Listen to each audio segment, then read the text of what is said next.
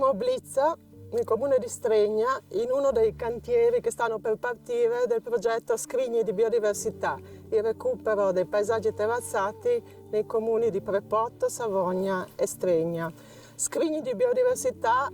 è un progetto che costituisce uno dei tasselli delle tante iniziative che sono partite nelle valli del Natisone e che rendono questo territorio un vero laboratorio di innovazione territoriale.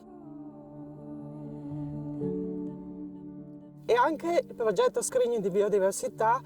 ruota imperniato attorno a questo tema del riuso e lavora su 3 reti tematiche: la rete della mobilità lenta con recupero dei sentieri, la rete dei beni culturali con recupero dei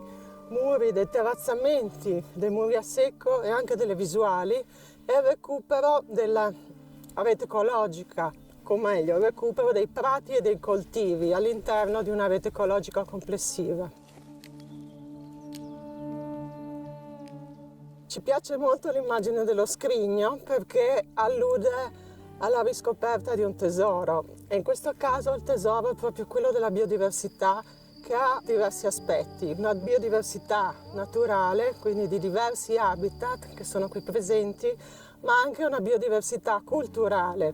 che qui è data dall'incontro di mondi diversi che si incontrano nella Benecia.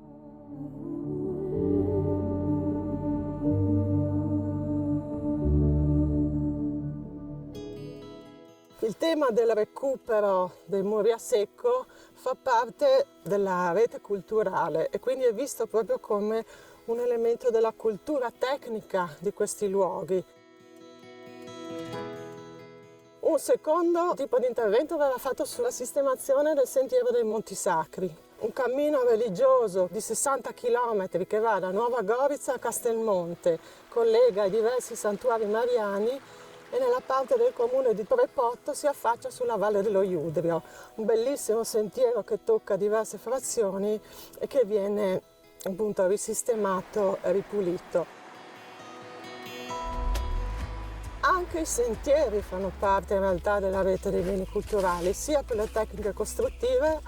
ma anche perché costituiscono la rete di relazione tra i numerosissimi piccolissimi centri abitati disseminati sul territorio, relazioni fisiche ma anche relazioni visuali. E lungo questi sentieri si trovano alcuni manufatti agricoli, quelli che Renzo Rucli definisce come i monumenti dell'architettura rurale.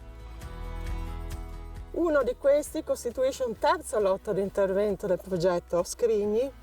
ed è in comune di Savogna, dove si prevede l'acquisizione di uno di questi cosoleci per futuri usi pubblici e per il loro riuso. Un quarto e ultimo lotto di intervento del progetto degli Scrigni è quello dedicato